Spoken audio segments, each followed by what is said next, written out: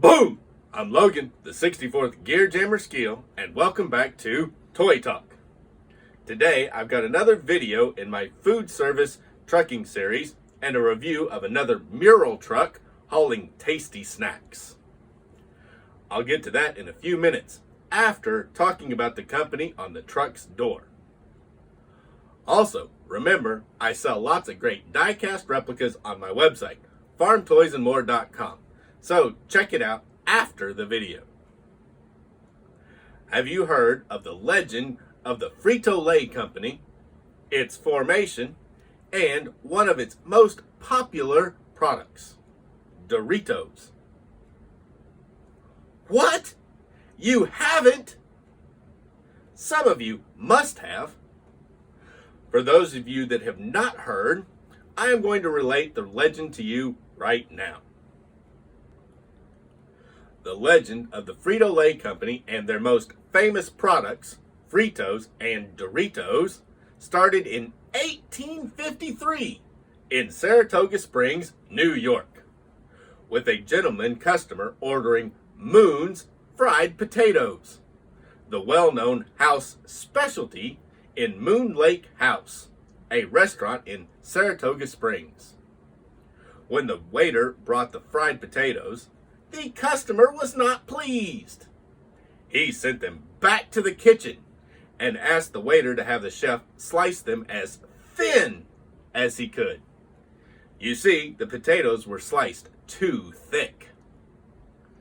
As you can imagine, the chef was not happy about this, but being a professional, he got a new potato and sliced it as thin as he could, fried them until they were crisp, and put salt on them and sent them back out to the customer.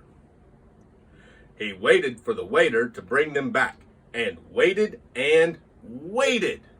But instead of the waiter, the customer came into the kitchen and complimented him on how much he enjoyed the crispy slices of potatoes. Soon, the thin sliced, crisp fried potatoes became a regular part of the menu and became known as Saratoga chips. The chef was George Speck Crumb. George was a very well-respected chef, and many people throughout time have credited him with inventing the potato chip.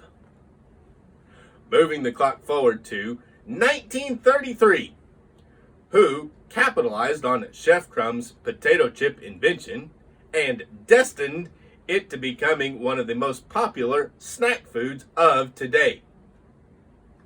Why, none other than this man, Herman W Lay.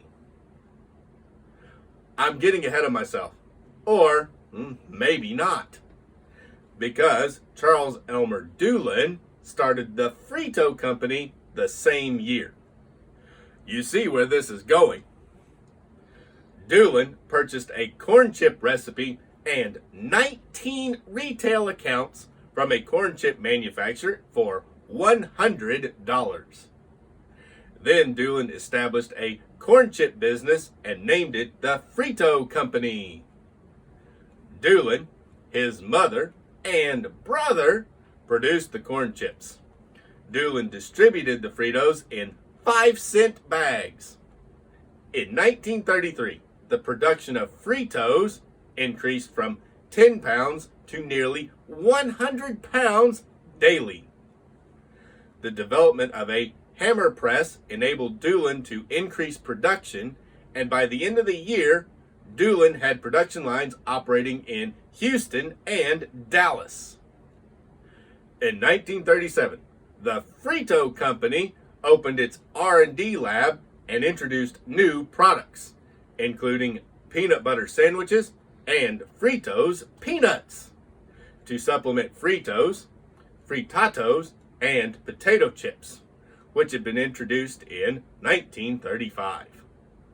Suffice it to say, Fritos products were sold in 48 states by 1962. I thought that this was about the Frito-Lay company. First, you talked about the origin of the potato chip, and then it was the origin of the corn chip. What about Doritos, and when did it become the Frito-Lay company? Coming to that, Herman Lay sold potato chips in the southern United States out of his car. In 1932, he began a potato chip business in Nashville, Tennessee. Lay was hired as a salesman for the Barrett Food Products Company, an Atlanta, Georgia manufacturer of Gardner's potato chips, and eventually took over Barrett's Nashville warehouse as a distributor. 3 years later, Herman Lay had a large manufacturing facility where he produced popcorn and peanut butter sandwich crackers. Then, one day in 1938, a representative of the Barrett Food Company contacted Lay, offering to sell Barrett's manufacturing plants. Herman Lay agreed and purchased the plants.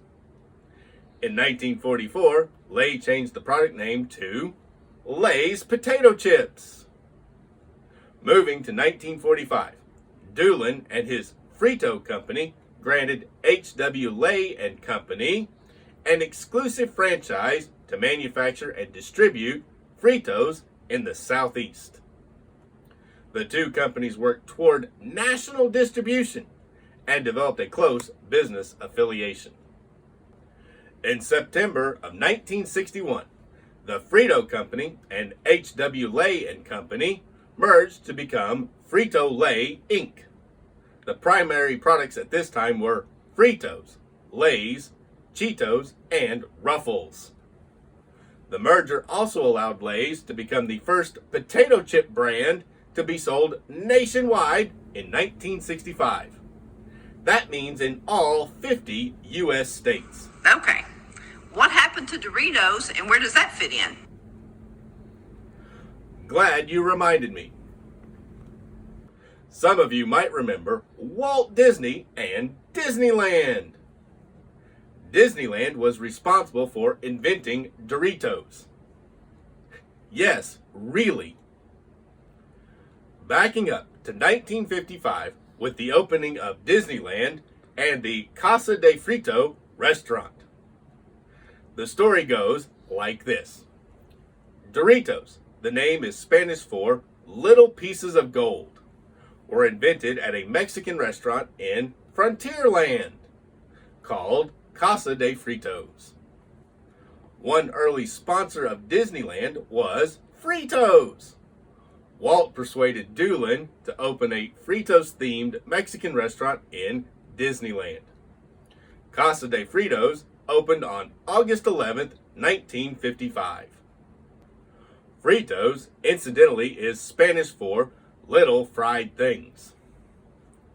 It is important to note that all non-Fritos ingredients served at Casa de Fritos, such as the tortillas, the meat, the beans, and fresh produce, were supplied by Alex Foods.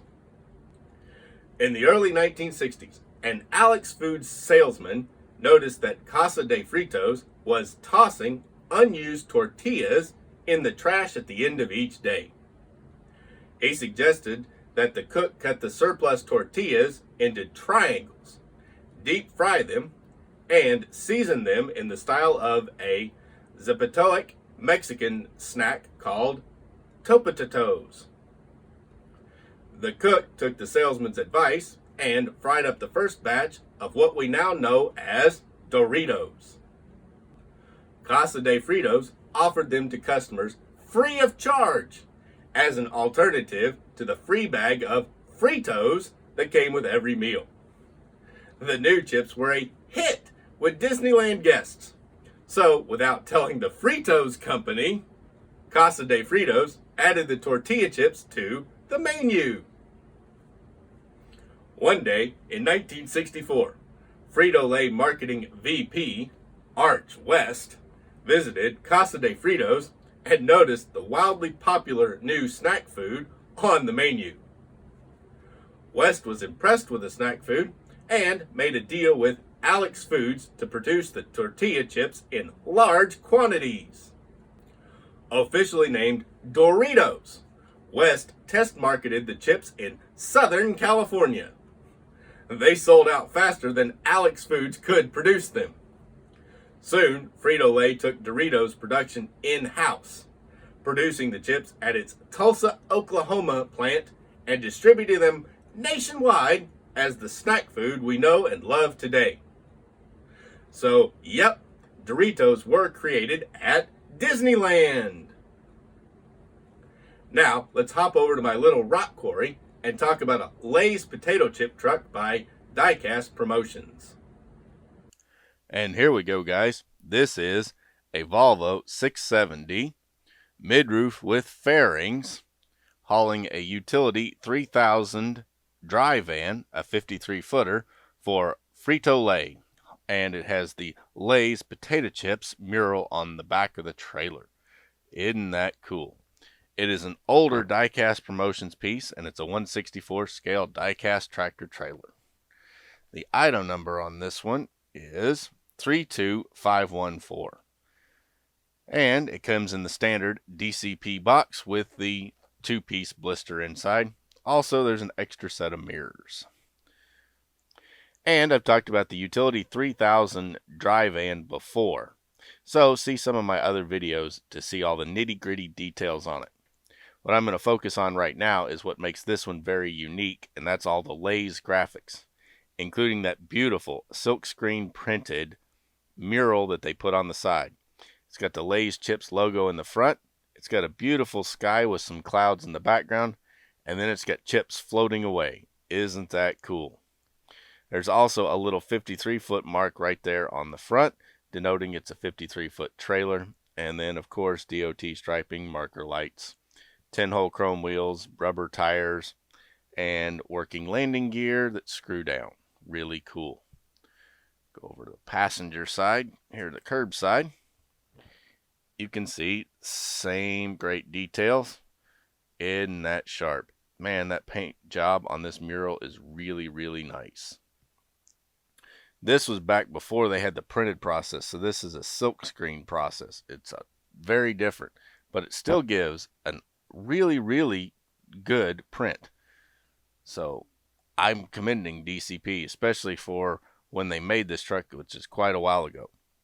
On the back doors, it has caution. This vehicle makes wide turns, which was standard on trailer doors for a long time, and a lot of companies still put it there. And then it's also got the Frito-Lay Good Fun logo and slogan on the back door.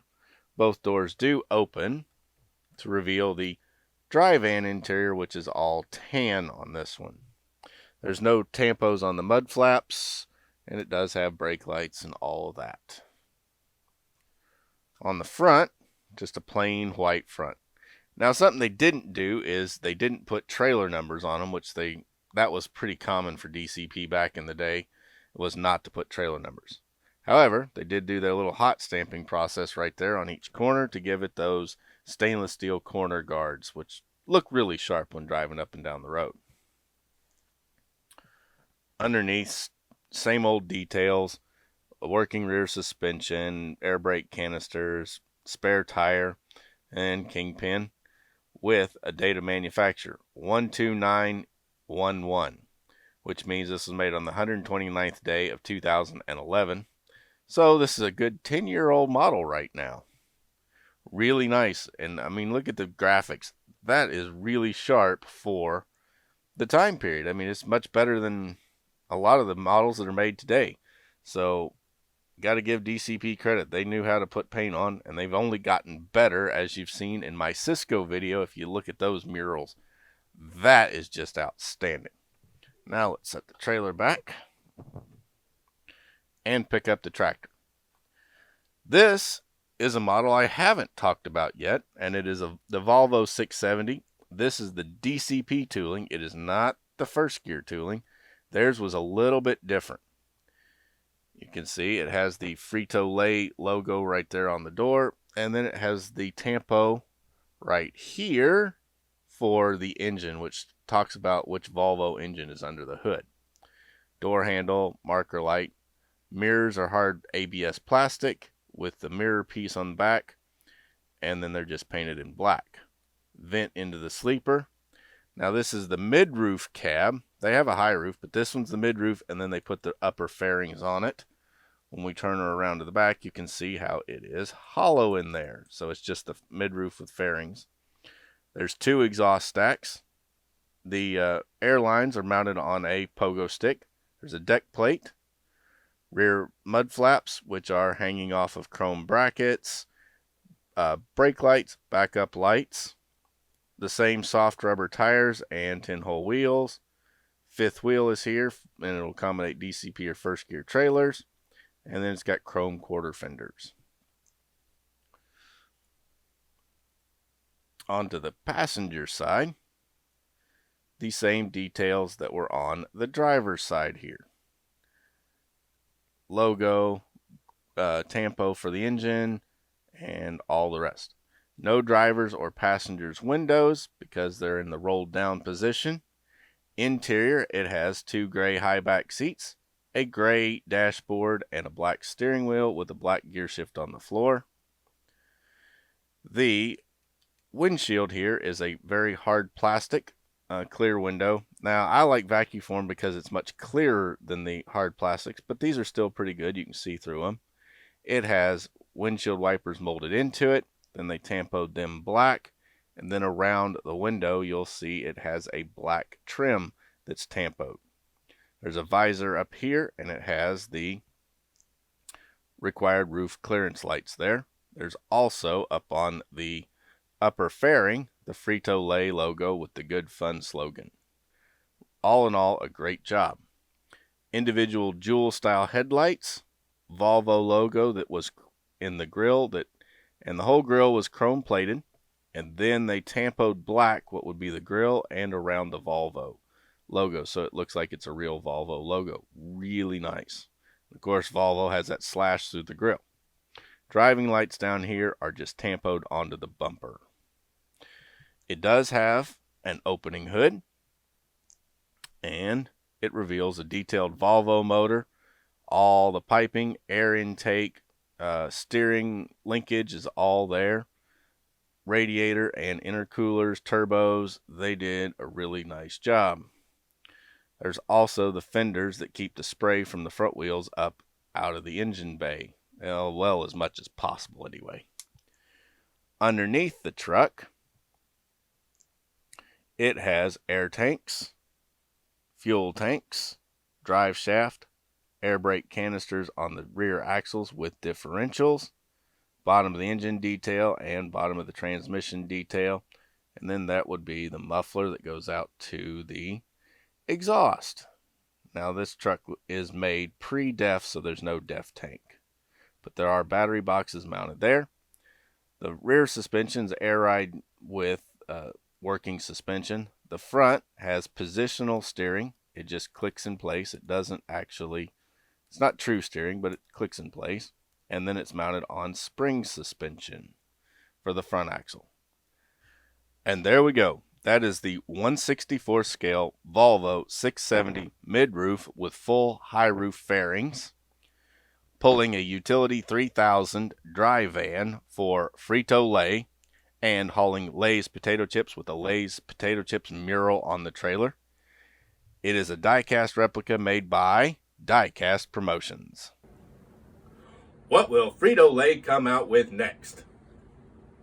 Again, these very old Lay's potato chip trucks are no longer available, but I do have other Die-Cast Promotions trucks available on my website, farmtoysandmore.com. Head over there and find the next piece for your collection. Please smash that like button, share this video, drop your thoughts, and subscribe to my channel. I'm Logan, the 64th Gear Jammer Skeele, and I'll be back soon with an episode on the pioneer of the self-serve grocery store. Thanks for watching. This has been Toy Talk.